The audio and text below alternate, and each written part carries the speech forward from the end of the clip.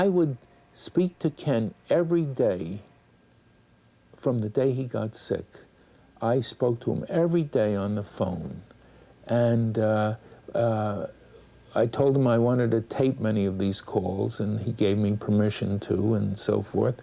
And even when he was sickest, he wanted to help. Listen. Maybe I'll still be able to help you. And as each day gets stronger, my voice gets stronger. Yeah. If you want, I'll still help you with those commercials. Oh, that'd be great. You know? I mean, after all, I'm paying the price, so I might as well see if I can help somebody else. One day, in one of our calls, he said this. I'd like to do a commercial with you, Tony. Yeah. All right, and then he continued on, and here's his straight words, and I'll tell you what happened with them. I'd like to be able to say, you want to smoke? Go ahead. Go ahead. But damn it, go out and buy a lot of insurance.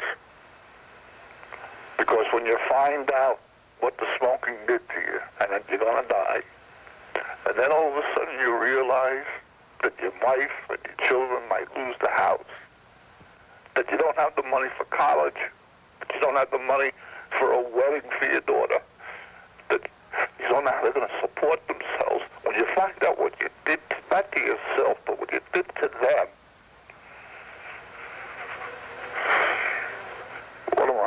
what condition am I leaving them in?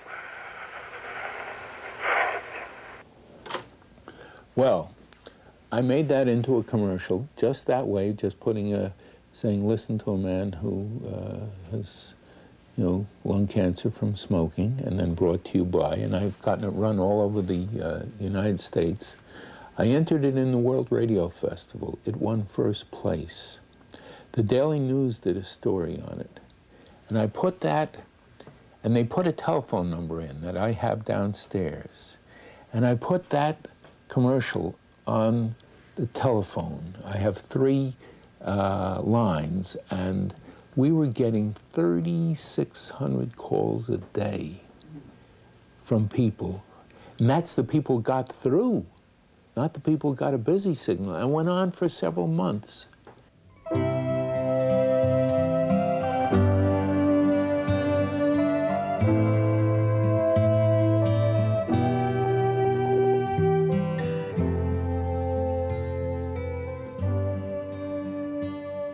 A single phone call from Ken to Tony became a radio commercial, a message that gave hope and meaning to a man dying of lung cancer. I had an affair of 700 or 800 men. Out of those 700 men, easily 200 men said that they called that number and have not had a cigarette since then. If we saved 200 people's lives, I'll tell you something. I'd do that commercial and any other commercial that you wanted me to do from now on. Since Ken was a very respected police officer, I went to the police department and said I'd like to do something to get the police to stop smoking, to get his buddies to stop smoking. And we did this spot, which was run on all the police bands for several days. And an interesting thing, a Signal 30, which he refers to, is an armed robbery. South Adam. Signal 30, a couple of minutes in the past at 35th and 8th. Let's go. Right now, I'm living under a death sentence. The doctors tell me that I have maybe 5 or 6 weeks to go because I have lung cancer caused by smoking. When was I smoking that cigarette? I was smoking it every time I went on a Signal 30. The danger wasn't in the fact that I responded to so many Signal 30s over a 19-year period. The danger that threatened my life as a policeman was sitting in that radio car and lighting up that cigarette. I'm 47 years old, and I'll never see 48. You face more danger with the 20 cigarettes that are in your pocket than any 6 bullets in somebody's gun. Cigarettes are a time bomb that you plant in your own life that explodes 20 or 30 years later. And you know something? You can stop it if you stop smoking now. How did this spot affect the cops? Listen to this. was a very sobering message.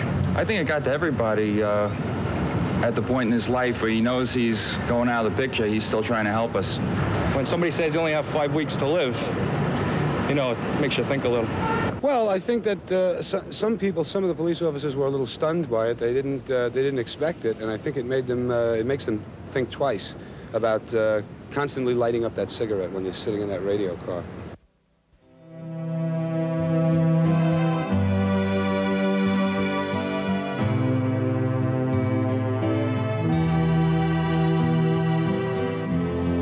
Well, you know me, Tony. I don't have need. If I can help somebody, that's all I ever cared about. To do good for somebody else is all I've ever cared about.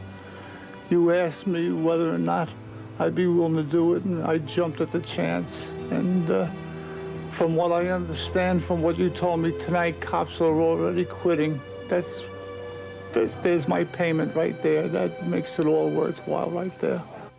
In conclusion, I want us to say 3 things. The first you'll not understand, and that's this. In the last 7 months, I'm supposed to have cancer, I'm supposed to be dying, and I'm going to tell you I am the happiest man in the world.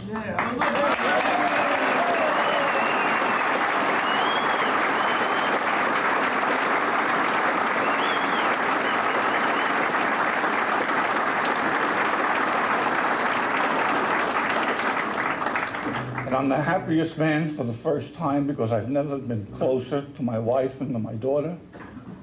I've never been closer to my brothers and my mother and father. I've never been closer to my God. I got a strange feeling that I just might fall into that 1/10 of the 1%. All right.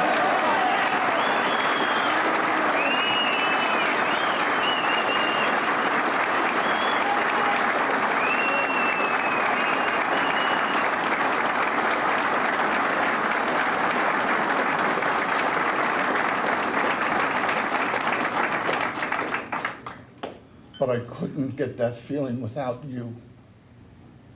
I sat there as you lined up coming over to talk. I felt like the Godfather.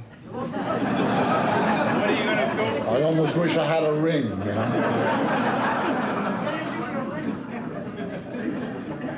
I don't know if they were TV cameras or FBI cameras. I do know this. The second thing I want to say to you is that you, and I mean this from the bottom of my heart, you and the people that I mentioned gave me courage when I was most alone. You gave me hope when I needed it. You gave me back the desire to fight when I had lost it. And the last thing I want to say is, they say that if a man has a single friend, that he's a rich man. You're wealthy, pal. Tonight, I am the wealthiest man in the world.